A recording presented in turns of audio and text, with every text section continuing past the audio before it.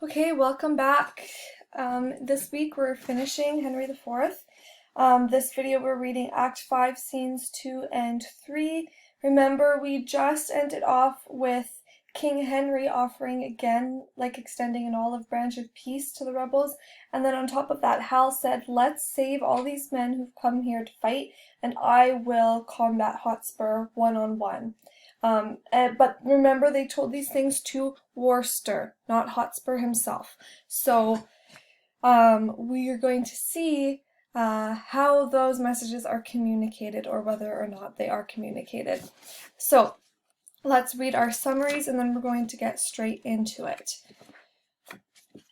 Act 5, Scene 2. In the rebel camp in Shrewsbury, Worcester has decided not to tell Hotspur about Henry's respectful offer of amnesty or Harry's challenge to single combat. Remember, Worcester is Hotspur's uncle.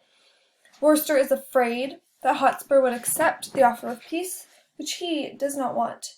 Worcester is sure that if a truce were made and the Percys returned to living under Henry's rule, he and Northumberland would never be left in peace. Even if Henry forgave Hotspur because of his youth, Worcester reasons he and Northumberland would always be watched, and no matter what they did, they would eventually be accused of treachery. Worcester thus selfishly decides to keep the recent offers secret. Worcester lies to Hotspur, telling him that Henry insulted the Percys and mocked their grievances. The rash Hotspur immediately sends off a challenge via a messenger demanding that Henry meet the Percys on the battlefield. Only then does Worcester tell him about Harry's offer to meet him in single combat, and Hotspur declares that he will seek Harry out on the battlefield and engage him one-on-one. A messenger arrives with urgent letters for Hotspur, but Hotspur, impetuous as ever, decides that he does not have time to read them. He and the other leaders withdraw to prepare their troops for battle. Okay, so here's where things really go wrong for the rebels. And it's not even Hotspur's fault. It's his uncle, it's Worcester, who actually does betray him out of his own selfish ambitions. Okay, and then Scene 3, on the battlefield at Shrewsbury. So Scene 3 and Scene 4, these are our battle scenes, okay? They're hard to read and picture exactly what's going on. We're going to go through the text together, but the best way to experience this is, again, watching it. So watch The Hollow Crown, you're going to get a way better idea of what's actually happening. Scene 3 is really, really short. We are on the battlefield. The fight is on between the army of King Henry and the forces of the Percy Rebellion. Douglas, the fearless leader of the Scotsmen, searches the battlefields for Henry himself. He meets Sir Walter Blunt, dressed like the king and acting as a decoy. The two fight, and Douglas kills Blunt. Hotspur enters and identifies the dead Blunt as an impostor. So they think they kill the king, but they don't actually kill the king. The two leave in search of the real Henry, and Falstaff appears, trying to avoid the heat of the battle.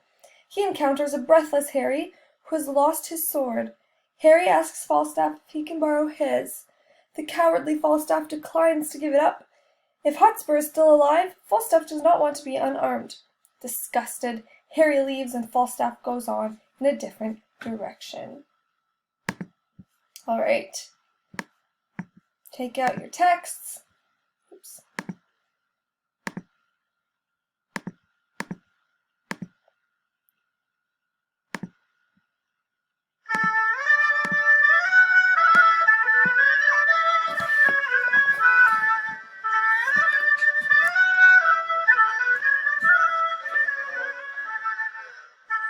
Bardolph and I not fallen away vitally since this last action.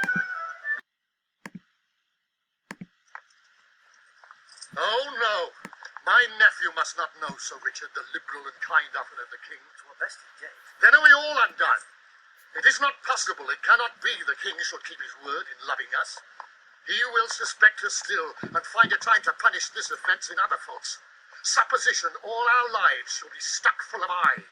So what he's saying here, he will suspect us still and find a time to punish this offense and other faults. He's saying there's no way the king is going to actually forgive us for stirring up a rebellion. He's going to say he forgives us, but he's going to find a reason to punish us later on for this. So he'll find some sort of way to accuse us of treachery to get rid of us. For treason is but trusted like the fox, who ne'er so tame, so cherished and locked up, will have a wild trick of his ancestors.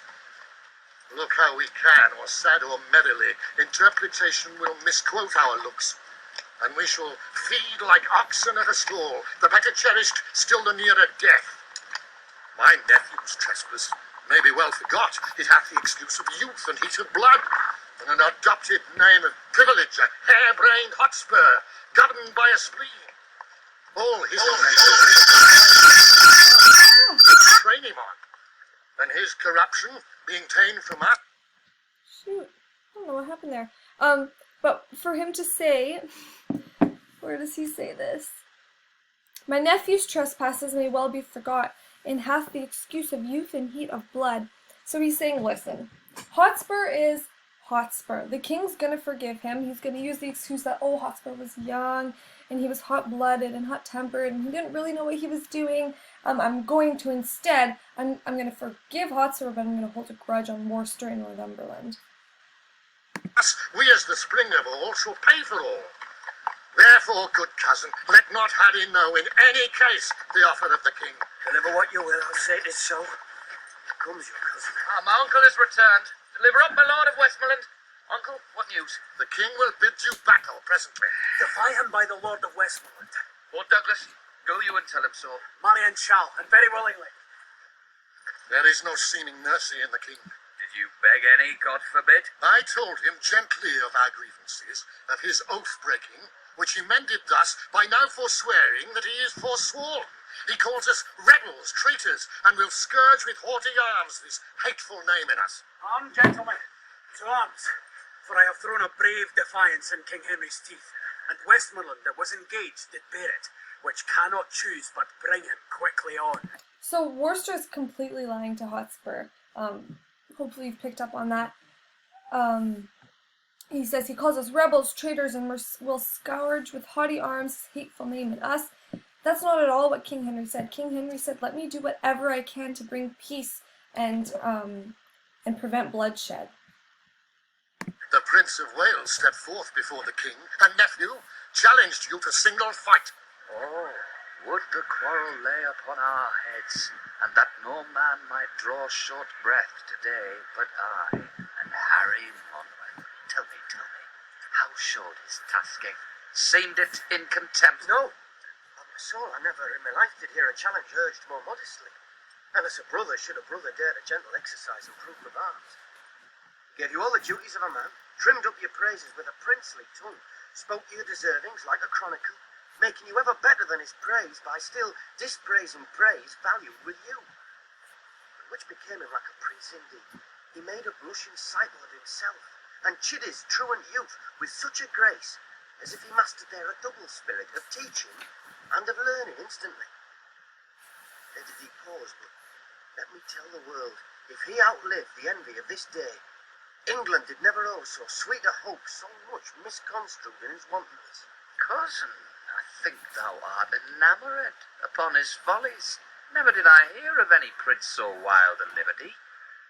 Be he as he will, yet once ere night, I will embrace him with a soldier's arm, that he shall shrink under my courtesy.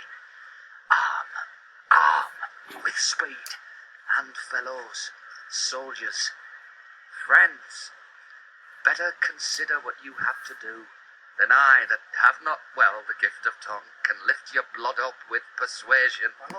This is actually pretty interesting. So Vernon, who is Worcester's kind of like second-hand man, and who told Worcester, listen, you tell Hotspur whatever you want, I'll back you up, I won't tell him that you're lying. But when Hotspur asks him, like, how did Harry seem when he challenged me to one-on-one combat, Vernon goes on to do nothing but sing Hal's praises, and says, if he outlived the envy of this day, England did never owe so sweet a hope, so much misconstrued in his wantonness. So he's saying, if he wins, England never had more hope than in this man, nor one so misunderstood in his recklessness. So he's talking about, like, actually, no, Hal was really valiant. He sung your praises. He he berated himself for having behaved so wildly, and actually he seems like he would be a really great leader. And I feel like he was really misunderstood, misconstrued in his wantonness. So we actually see here that Hal's plan works. It actually worked. So his whole idea that he was going to make everyone think that he was this big idiot who had absolutely no chance at being a real leader, and then surprising them in the end, that's exactly what happens here. That's exactly what we see through Vernon's speech. Here are letters for you. I cannot read them now. Oh, gentlemen, the time of life is short. To spend that shortness basely were too long. If life did ride upon a dial's point, still ending at the arrival of an hour, and if we live to tread on kings. If die, brave death when princes die with us. Now for our consciences the arms are fair, when the intent of bearing them is just. My lord, prepare. The king comes on apace. I thank him that he cuts me from my tale, for I profess not talking, only this. Let each man do his best, and here draw I a sword whose temper I intend to stain with the best blood that I can meet withal in the adventure of this perilous day. Now, Esperance, Percy, and set on! Sound all the lofty instruments of war, and by that music let us all embrace. For heaven to earth, some of us never shall a second time do such a courtesy. We're going straight into the next scene.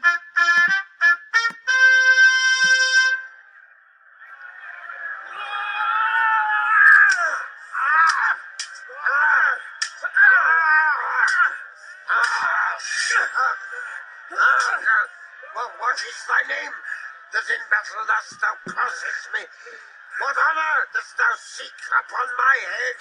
Know then my name is Douglas, and I do haunt thee in the battle thus, because some tell me that thou art a king. They tell thee true.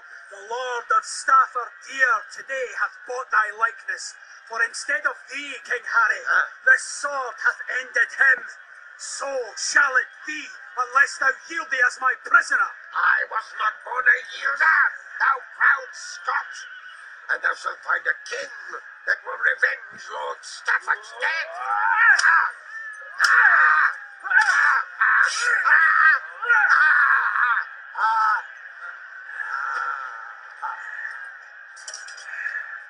Oh, Douglas, hadst thou...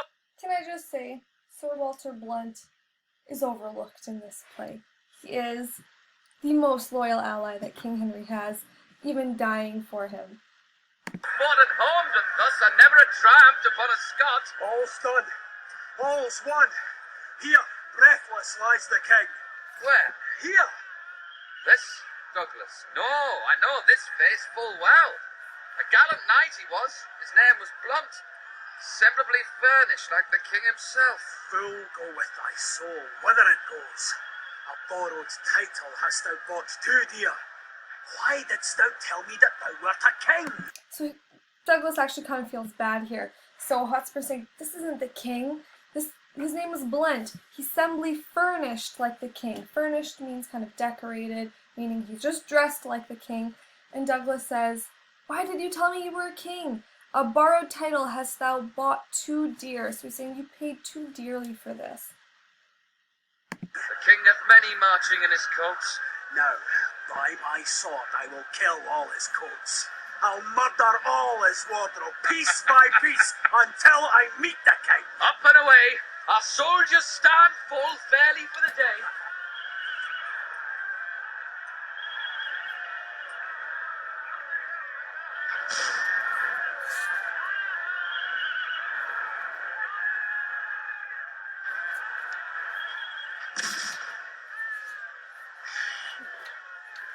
Though I could escape shot-free at London, I fear the shot here. Here's no scoring but upon the pate. Soft. Who are you? Sir Walter Blunt. Huh. There's honor for you. Here's no vanity. I'm as hot as molten lead and as heavy too. God keep lead out of me. I need no more weight than mine own bowels. I've let my ragamuffins where they are peppered.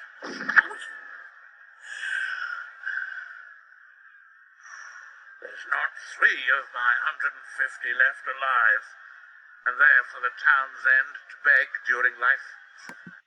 So, all of Falstaff's foot soldiers, his ragamuffins as he calls them, are dead. He says maybe there's 3 left alive. He also has a really funny line here where he says, I am as hot as molten lead and as heavy too. God keep lead out of me. I need no more weight than mine own bowels. So he's saying, God keep the lead out of me. He's talking about bullets. I don't need any lead in my belly.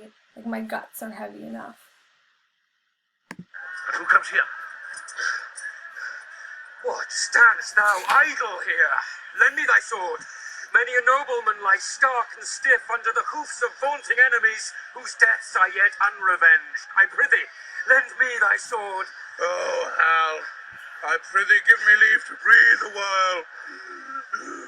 Turk Gregory never did such deeds in arms as I have done this day. I have paid Percy.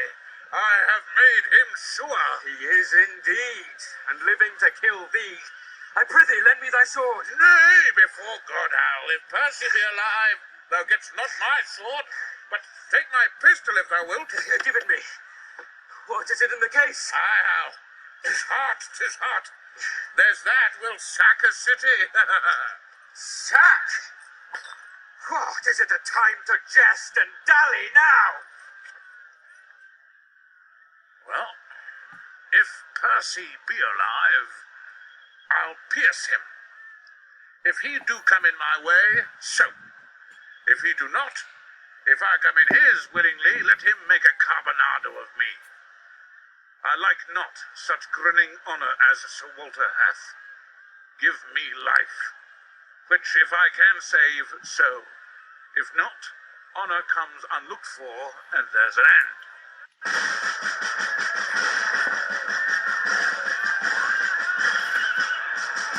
Alright, so again, Falstaff falls short of being a good friend, a mentor.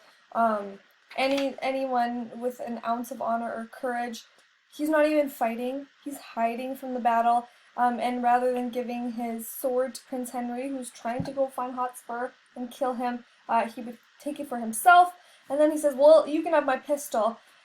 Henry goes to get his pistol and sees that there's just a bottle of sack. There's just a bottle of wine where his pistol should be. So again, Falstaff is just not at all proving himself to be valiant in any sort of way. Questions until the very end, until we finish this scene, so just go ahead and watch the other videos, and then we'll discuss the important points. Remember, while you're watching these videos, you can think of parallel situations, moments in time during the play that you think you connect to, or characters that you connect to that you can then use in your own personal writing.